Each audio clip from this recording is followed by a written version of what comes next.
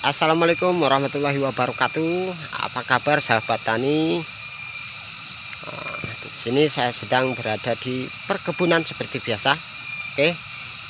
Pada intinya tanaman kopi itu sama, ya. Tanaman kopi itu sama, buahnya sama.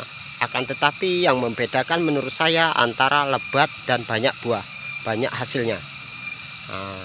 Tanaman kopi itu sama, buahnya juga sama. Akan tetapi di sini untuk buah yang membedakan, bedanya antara lebat ya dan hasil yang banyak.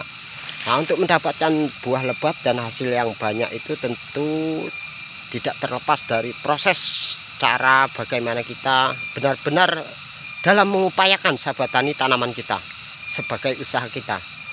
Oke, di sini saya akan coba berbagi bagaimana cara dalam melakukan permajaan, ya, permajaan jangan sampai salah. Nah, di sini sahabat tani, sebelumnya mohon maaf, bukan berarti saya menggurui. Saya akan coba sedikit berbagi, ya, berdasarkan yang pengalaman yang saya miliki. Mudah-mudahan ada manfaatnya, jadi jangan skip ya. Kita langsung saja untuk melakukan permajaan yang seharusnya bagaimana terkait tanaman kopi yang sudah tua, ya, jenis stekan. Oke, langsung saja sahabat tani. Nah, ini sahabat tani, jadi dalam melakukan permajaan ini untuk saya pribadi, saya yang pertama sahabat tani, saya harus melihat kondisi batang.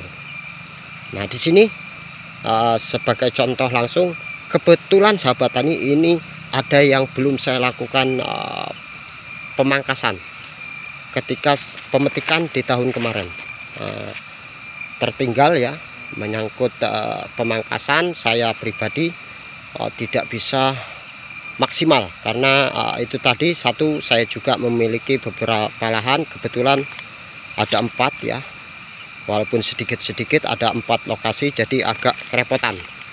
Oke, jadi dalam permajaan untuk saya sendiri itu melihat situasi kondisi dari batang itu sendiri. Kalau sudah tua seperti ini sebaiknya memang harus dilakukan pemangkasan di tahun kemarin waktu pemetikan. Nah, seperti ini sahabat tani. Nah, ini memang harus dilakukan permajaan, pangkas ya, untuk meraih tunas baru. Nah, di sini sahabat tani. Nah, ini kondisi yang tidak dipangkas. Nah, untuk seperti ini memang harus dilakukan pemangkasan. Dan dalam permajaan ini tidak bisa dilakukan terus setiap tahunnya sahabat tani. Nah, ini untuk saya, jika seperti ini saya pangkas untuk tahun yang akan datang, nanti saya pangkas habis ya. Nah, untuk meremajakan tujuannya.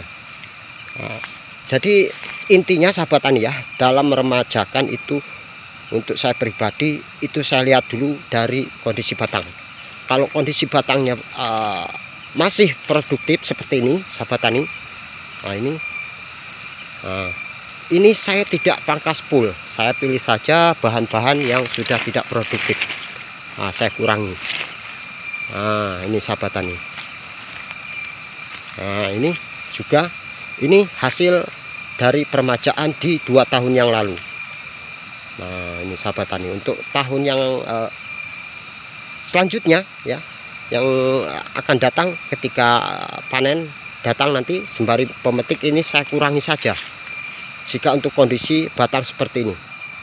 Nah, ini saya kurangi saja bahan-bahan yang tidak produktif seperti ini, nanti saya potong. Nah, jadi buat sahabat petani kopi, pecinta kopi ya, hati-hati dalam melakukan permajaan tanaman kopi, terkhusus stekan yang sudah tua. Nah, walaupun memang penting sekali melakukan permajaan. Nah, di sini sahabat tani, pentingnya kita memahami ini menurut saya.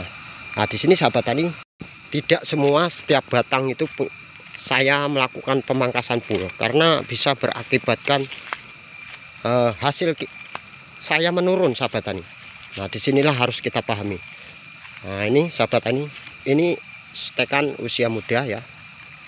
Nah, ini 2 tahun sahabat tani, Dukusari ya. 2 tahun jenis Tugusari. Nah, ini hasil permajaan pemangkasan 2 tahun yang lalu. Nah, ini jadi sahabat tani, pada intinya tanaman kopi ini sama, buahnya sama, hanya yang membedakan lebat dan banyaknya penghasilan kita. Itu semua tergantung dari cara kita mengupayakan ya, merawat agar bisa merasakan hasil kita banyak, buahnya lebat ya. Nah, tentu memang prosesnya kita harus tahu dan paham caranya. Ini menurut saya sahabat tani ya. Oke, ini hasil permajaan juga ya dari 2 tahun yang lalu.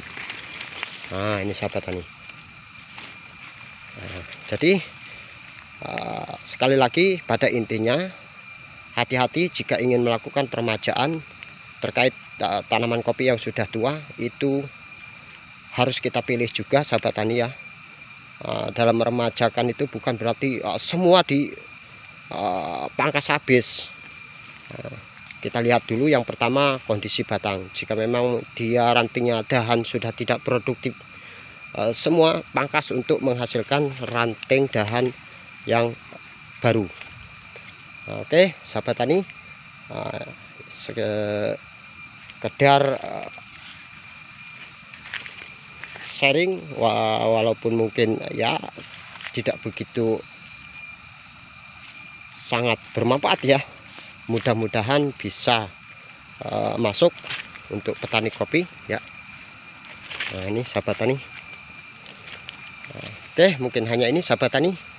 Mohon maaf jika kurang berkenan ya, bukan berarti saya menggurui atau mengajari, sedikit berbagi sharing terkait cara saya dalam merawat perkebunan kopi. Saya petani kecil ya.